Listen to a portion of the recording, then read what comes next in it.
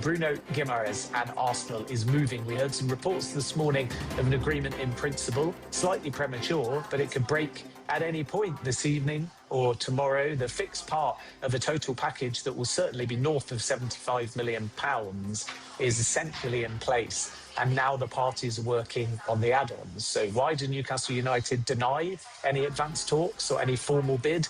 It's because everything is verbal, as it was when Arsenal signed Christos Solis. And when Arsenal have everything on paper, they will then put that into a formal bid. And they are getting to that point with verbal discussions. It's moving fast.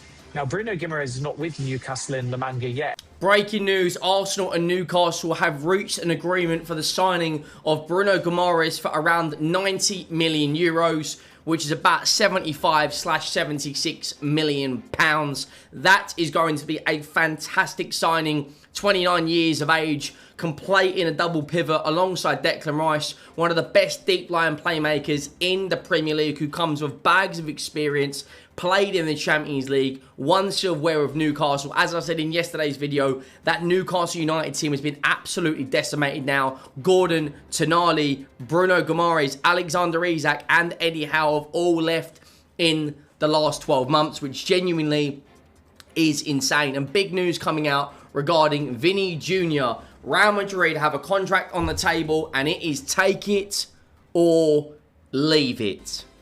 Vinicius Jr is meant to be back in Spain from his holiday today, and it feels today could be the turning point in this transfer saga. Around a week or so ago, David Ornstein was the first to report that Arsenal are exploring a deal for Vinicius Jr. They are trying to upset the apple cart at Real Madrid. Let's jump straight into the news. Now, this come out from Marca, one of the biggest media outlets in Spain. Real Madrid do not want the Vinicius Jr saga to drag on any longer.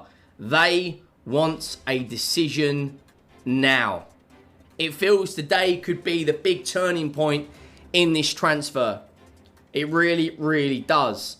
The Madrid zone have also put Vinny Jr could be put on the bench if he refuses the renewal offer and refuses to be sold. This situation could get extremely ugly very, very quickly. AFC Extra have put Real Madrid have Vinicius Jr either accept the current offer or reject it. The club will not make a higher offer to improve his contract. The deal is now in Vinicius Jr.'s hands.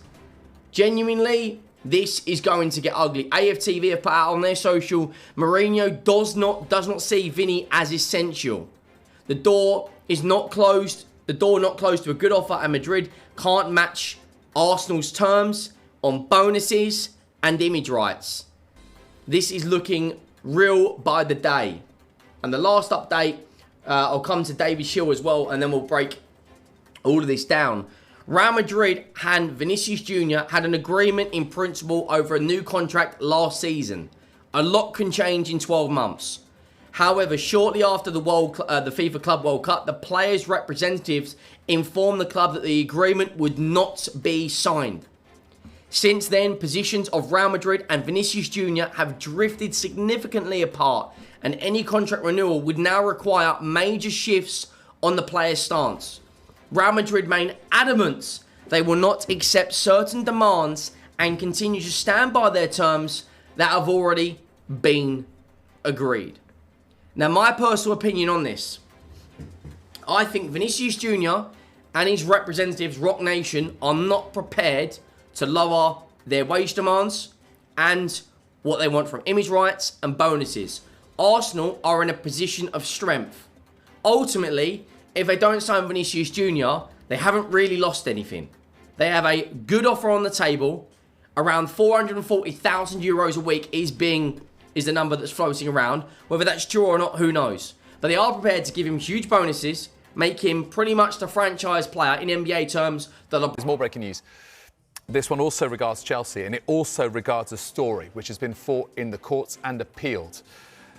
Chelsea's Mudryk is clear to return to football. He'd been serving an anti-doping ban.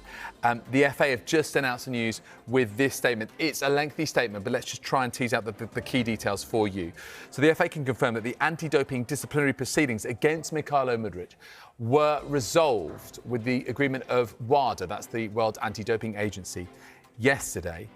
In the context of that agreement, Mr. Mudryk has accepted his commission of anti-doping rule violations, they're known as ADRVs, and accepted a period of ineligibility.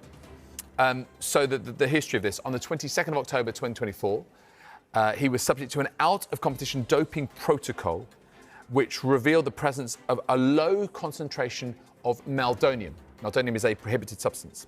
Then on the 23rd of May 2025, the FA then charged Mykhailo Mudryk with ADRVs, anti-doping rule violations, in breach of regulations 3 and 4 of its 2024 anti-doping regulations. Then moving forward to 7th to 9th of January 2026 of this year, a hearing took place before an independent regulatory commission, and the regulatory commission found that Mykhailo Mudryk had committed the charged ADRVs and imposed a 4-year period